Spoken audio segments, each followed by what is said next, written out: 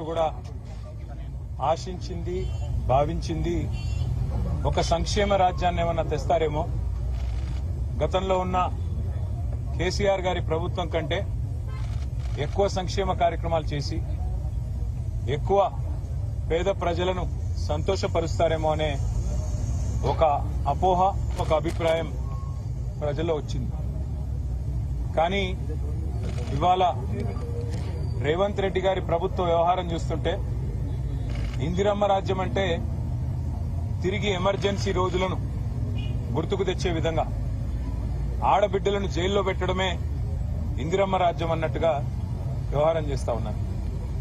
ఇవాళ రాష్ట్రంలో రేవంత్ రెడ్డి గారి ప్రభుత్వం మీద ఎంత వ్యతిరేకత ఉంది అంటే ఎక్కడ ఒక కుటుంబ సభ్యులు 10 మంది జమైనా లేదా ఫ్రెండ్స్ ఒక 4-5 ఏదైనా ఫంక్షన్ లో కలుసుకున్నా ఈ ప్రభుత్వం గురించి చర్చ వస్తే ఖచ్చితంగా ఖండితంగా మాట్లాడుతున్నారు. ఈ ప్రభుత్వం మమ్మల్ని మోసం చేసి వచ్చింది. రేవంత్ రెడ్డి కాంగ్రెస్ పార్టీ అరిచేతిలో వైకుంఠం చూపెట్టి 6 గ్యారంటీలు 100 రోజులోని అడ్డమైన మాటలు చెప్పి 420 హామీలిచ్చి గద్దెనెక్కిండ్రు అనే మాట ఒక్కరు కాదు, రాష్ట్రంలోని ప్రతి ఒక్కరూ మాట్లాడుతున్నారు. సరే, భాష కొన్ని సందర్భాల్లో కొంతమందికి కడుపు మండి పంట ఎండి గట్టిగా వచ్చిండొచ్చు. అక్కడక్కడ ముఖ్యమంత్రి గారికి ఇట్లా మాట్లాడితేనే అర్థమవుతుందని చెప్పి కూడా ఇంకా ఆయన బజారు భాష మాట్లాడుతున్నాడు కాబట్టి అదే భాషలో మాట్లాడితేనే ఆయనకు అర్థమవుతుందని చెప్పి కొంతమంది గట్టిగా మాట్లాడుతుండొచ్చు. కానీ నేను ఇవాళ రాహుల్ గాంధీ గారు అయితే తెల్లారులేస్తే ఒక రాజ్యాంగం పుస్తకాన్ని పట్టుకొని ఆయన ఏదో రాజ్యాంగ రక్షకుడిలాగా మొహబ్బత్ కి దుకాన్ అని ఏదైతే పెద్ద పెద్ద మాటలు చెప్తా ఉంటారో ఆయన అడుగుతా ఉన్నా, ఇదేనా మీరు చెప్పిన ఇందిరమ్మ రాజ్యం? ఇదేనా మీరు చెప్పిన మొహబ్బత్ కి దుకాన్?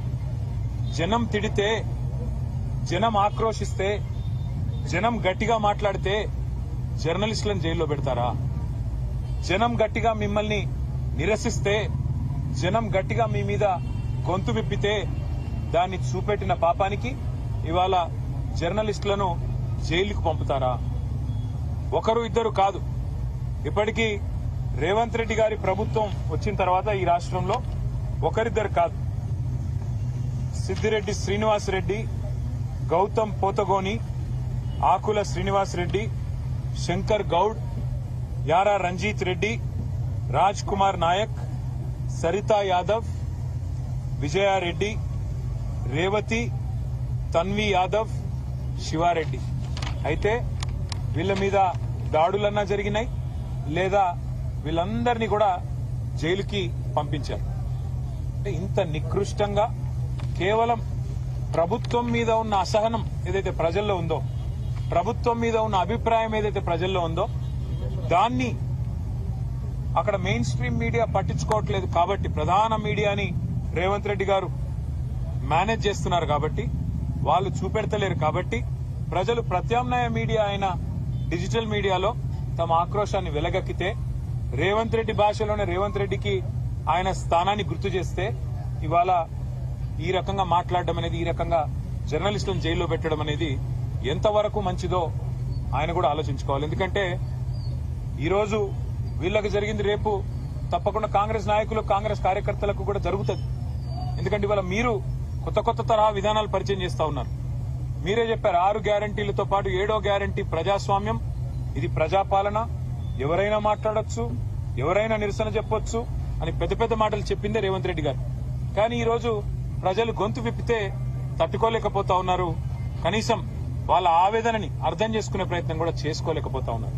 నేను ఇంకొక మాట కూడా అడుగుతా ఉన్నా రేవంత్ రెడ్డి గారు, మీరేమో ఏదో మీ భార్య పిల్లల్ని ఎవరో దూషించారు అని చెప్పి ఆక్రోశిస్తున్నారు అసెంబ్లీలో. మరి మిగతా వారి కుటుంబాలు లేవా?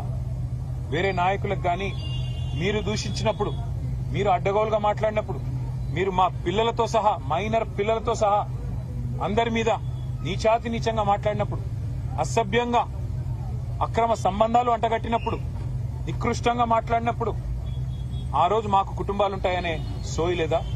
ఈ రకంగా నువ్వు మాట్లాడితేనేమో మంచిది, ఇంకొకరు మాట్లాడితే మంచిది కాదా? వారి వేదనను రాష్ట్రం ముందు ఆవిష్కరించడం తప్ప, సమాజం ముందు బయట పెట్టడం తప్ప ఏం చేశారండి తప్పు? వాళ్ళ జైల్లో పెట్టాల్సినంత తప్ప ఏం జరిగింది? అందుకే నేను అనేది ముఖ్యమంత్రి గారు కుటుంబాలు అందరికీ ఉంటాయి. ముఖ్యమంత్రి గారు గుర్తుపెట్టుకోండి, మీరిచ్చిన హామీలు అమలు చేసేదాకా ఖచ్చితంగా ప్రశ్నిస్తూనే ఉంటాం, ఖచ్చితంగా నిలదీస్తూనే ఉంటాం.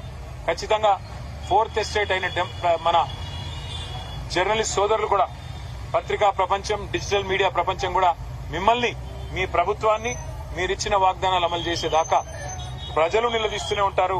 మరి పత్రికలు కూడా నిలదీస్తూనే ఉంటాయి, జర్నలిస్టులు కూడా ప్రశ్నిస్తూనే ఉంటారని చెప్పి కూడా వారికి గుర్తు చేస్తూ, ఇవాళ ఈ రాష్ట్రం కాంగ్రెస్ ప్రభుత్వం వచ్చిన తర్వాత అన్ని రంగాల్లో విఫలమైందన్న మాట నిన్న ముఖ్యమంత్రి గారు స్వయంగా ఒప్పుకున్నారు. నిన్న స్టేషన్ కన్పూర్ పోయారు ముఖ్యమంత్రి గారు. అక్కడ చెప్తున్నాడు 71,000 కోట్ల ఆదాయం తగ్గింది అని చెప్తున్నాడు. ఎవరి వల్ల తగ్గింది? ఎవరి అనాలోచిత, ఎవరి నెగటివ్ పాలిటిక్స్ వల్ల, నెగటివ్ పాలసీస్ వల్ల, నెగటివ్ ధోరణి వల్ల తగ్గింది చెప్పండి మీరు. ఒకవైపు మీరే చెప్తున్నారు అంతా దివ్యంగా ఉందని చెప్తారు, మా ప్రభుత్వం వచ్చినాక పెట్టుబడులు ఇబ్బడి ముబ్బడికి వస్తున్నాయని చెప్తున్నారు. ఇంకోవైపు మీరే చెప్తున్నారు మా ప్రభుత్వం వచ్చినాక రైతులు సంతోషంగా ఉన్నారు, రుణమాఫీ చేసినాం, అగ్రికల్చర్ బాగుందని చెప్తున్నారు. మరొక వైపు మీరే చెప్తా ఉన్నారు రియల్ ఎస్టేట్ రంగం బాగుంది, అంతా బాగుంది, ముఖ్యమంత్రి గారు 18 గంటలు పనిచేస్తున్నారని డబ్బా కొడుతున్నారు. మరి అంతా బాగుంటే 71,000 కోట్ల ఆదాయం ఎట్లా తగ్గింది? అంతా బాగుంటే తెలంగాణ తిరోగమనం వైపు ఎందుకు ప్రయాణిస్తున్నది? తిరోగమనం వైపు ఎందుకు పయనిస్తున్నది? దీనికి సమాధానం ఉందా? తెలంగాణ రైజింగ్ అంటూ హోర్డింగ్లు, కానీ ఈజ్ తెలంగాణ రైజింగ్?